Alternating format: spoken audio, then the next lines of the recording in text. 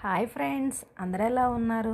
నేనైతే చాలా బాగున్నాను. మీరందరూ ఎలా ఉన్నారో కామెంట్ సెక్షన్లో కామెంట్ చేయండి.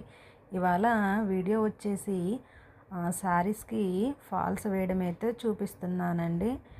ఈ శారీ కూడా చాలా క్రాస్గా అయితే ఉందండి. చూసారా ఎంత క్లాత్ వేస్ట్ అయిపోయిందో. స్ట్రైట్గా ఉండాలి అంటే ఇంత క్లాత్ అయితే కట్ అయిపోతుందండి. ఇలా వీలైనంత సన్నగా అయితే మడిచి కుట్టుకుందామండి. అసలే అంత క్లాత్ కట్ చేసాం కదా, ఇంకా కొంచెం లడ్డుగా మలిస్తే శారీ అనేది తక్కువగా ఉంటుంది. వీలైనంత వరకు చాలా సన్నగా అయితే మలుచుకోవాలండి. ఇలా వీడియోలో చూపిస్తున్న విధంగా క్రాస్ లేకుండా నీట్గా మలుచుకుంటూ స్టిచ్ వేసుకోవాలి. ఇక ఏ శారీకైనా కూడా ఫాలు వేయాలంటే ఒక జానమందం వదిలిపెట్టేసి వేసుకోవడం అయితే చేయాలి అండి. ఫాల్ దగ్గర ఏదో తగిలినట్టు అనిపించిందండి, అందుకే తీసి మళ్ళీ కుట్టడం అయితే స్టార్ట్ చేస్తున్నాను. ఇలా స్టిచ్ వేస్తూ ఆగాగి అయితే కుట్టాలి అండి. ఒకేసారి మనం కుడితే ఫాల్ అనేది ముడత వస్తుంది.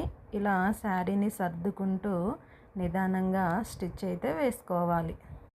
ఇలా ఫాలు చివరి వరకు వేసుకుంటూ చివరిలో కొద్దిగా ఒక పావించు లోపలికి మడిచి స్టిచ్ అయితే వేసుకోవాలండి. మళ్ళీ మనం రెండో వైపు కుట్టు వేయటానికి ఫాల్ ఎక్కడ స్టార్ట్ చేసామో అక్కడి నుంచే స్టిచ్ అనేది స్టార్ట్ చేయాలండి. ఈ ఫాలు కొంచెం కుట్టు అనేది ఊడింది, అందుకు నేను కొంచెం మడిసి కుడుతున్నాను. అక్కడ కొంచెం ఓవర్గా క్లాత్ బయటకు వచ్చిందండి. అక్కడ నేను కొంచెం ఒక చిన్న మడత అయితే పెట్టాను. ఇలా శారీని ఫాలును సర్దుకుంటూ చాలా నిదానంగా నీట్గా అయితే వేయాలి. టైలరింగ్ చేయాలంటే మెయిన్ చాలా ఓపిక అయితే ఉండాలండి. అది ఉంటేనే మనం ఎంతవరకు అయినా చేయగలుగుతాం.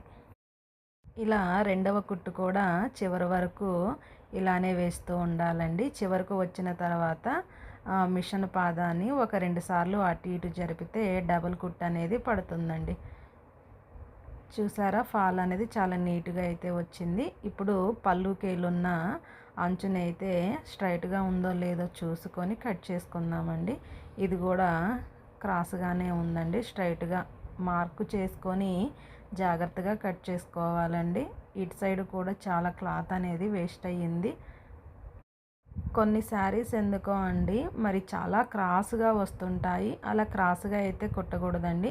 అలా క్రాస్గా కుట్టడం ద్వారా మనం ప్రిల్స్ పెట్టుకుంటాం కదా, అప్పుడు వెనక వైపు ప్రిల్స్ కింద ఎగుడు దిగుడుగా ఉండి చూడడానికి అంత నీట్గా ఉండవండి. అందుకు మనం సైడ్లు అనేవి చాలా స్ట్రైట్గా అయితే కట్ చేసుకోవాలి. ఇక శారీ ఫాల్ అయితే అయిపోయిందండి. ఇక ఒక కస్టమర్ అయితే డ్రెస్సులు ఇచ్చారండి. వీటికి డబుల్ కుట్లు అనేది వేయాలి. డబుల్ కుట్లు నేను ఇప్పుడు పాయింట్కి అయితే వేస్తున్నా అండి. మనకి కుట్లు అనేవి ఎక్కడ ఉంటే అక్కడ కంపల్సరీ కుట్లు అయితే వేయాలండి. ఎందుకంటే అవి ఒక సింగిల్ కుట్టే వేస్తారు కాబట్టి ఎమ్మటే ఊడిపోతాయండి. మనకి అట్లా డబల్ కుట్లు వేయమని డ్రెస్సెస్ ఇస్తే ఎక్కడ కుట్టు ఉన్నా కూడా అక్కడ మనం కంపల్సరీ కుట్టు వేయాల్సిందే అండి.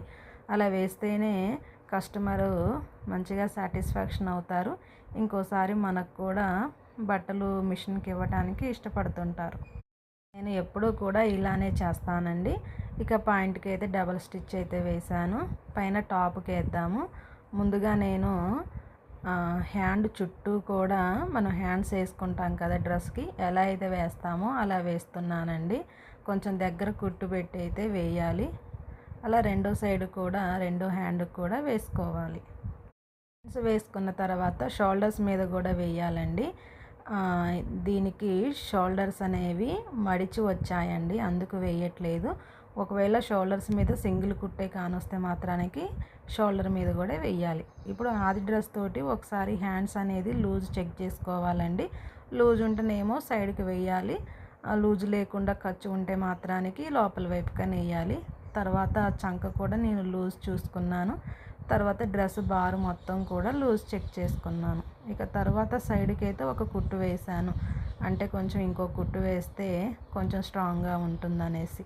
అలాగే రెండో వైపు కూడా సేమ్ అలానే కుట్లు అయితే వేశాను. ఇవి రెడీమేడ్ డ్రెస్సులు కాబట్టి వాళ్ళు కుట్టిన తర్వాత ఎక్స్ట్రా ఉన్న దారాలు అయితే ఏమీ కట్ చేయరండి. మనమే చూసుకొని దారాలు అవి ఏమన్నా ఉంటే కట్ చేయాలండి. అలా కట్ చేస్తే చాలా నీట్గా అయితే ఉంటాయి. ఇది ఫ్రెండ్స్ ఇవాళ వీడియో. రేపు మరొక మంచి వీడియోతోటి మళ్ళీ కలుస్తాను.